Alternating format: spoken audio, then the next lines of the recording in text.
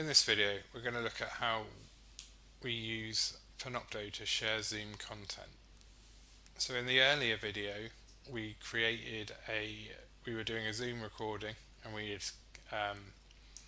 clicked to record online, and we went through the process of how that video made it into our Panopto folders. So in my folder,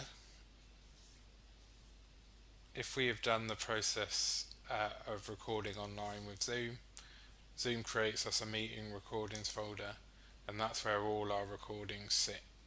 So they will require approval,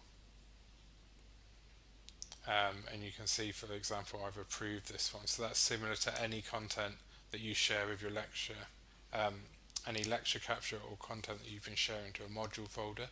So you'll need to approve it beforehand, and then there are a couple of options around sharing. So in this first example, it is me chatting with one other person. So for that, possibly we would want just to share that between the two of us. If it's private to me and the other person, we can go in, hover over the video, click share, and it will give us the options of what we can do with it. So at the moment, we've got myself as the ability to create and publish it, and then we've got it set to specific people.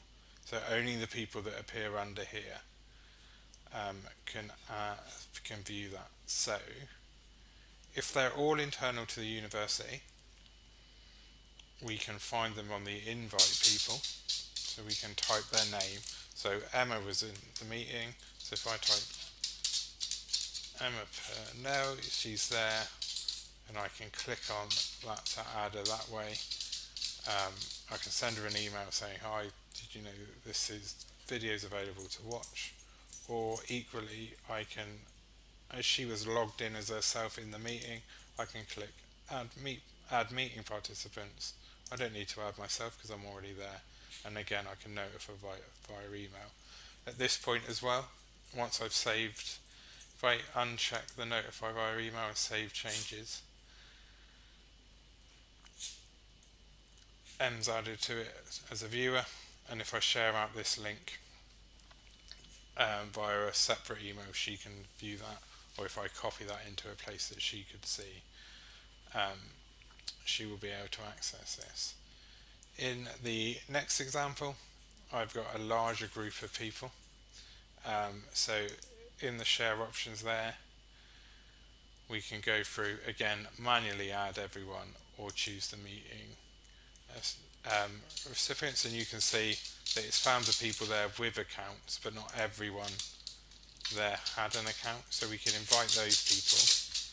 But the quicker way to share that, because people are also outside of the institution in this example, would be to change our link from this specific people into the anyone with the link, and that allows us to share this link with people inside and outside of the institution.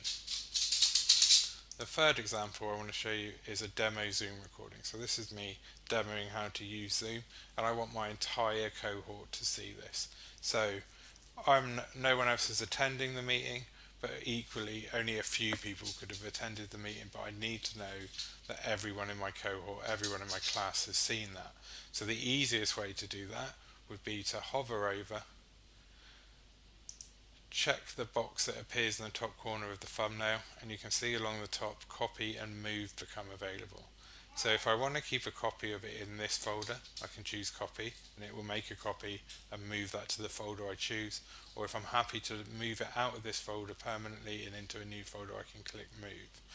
So in this instance, I'm going to do it as a copy. So I'm going to press copy, and I want to move it into my Panopto distance, teaching from distance Panopto.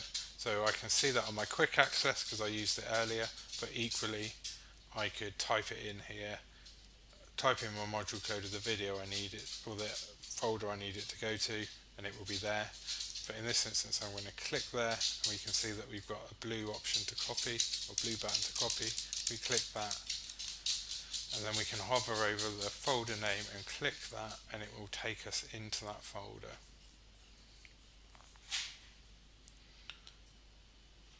Once the video is processed, if we refresh the page and we click on settings, we can see that it's requested approval and I can approve it. And at that point, as with any content we put into our module folders, once we've approved it, it's there available for our students to watch. And so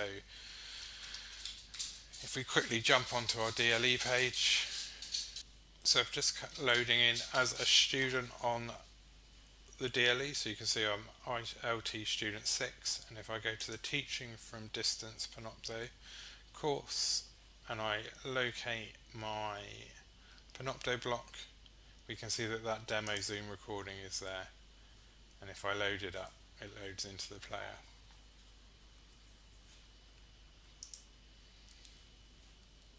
And the final thing to note, as with anything that you add into Panopto, it becomes editable by Panopto.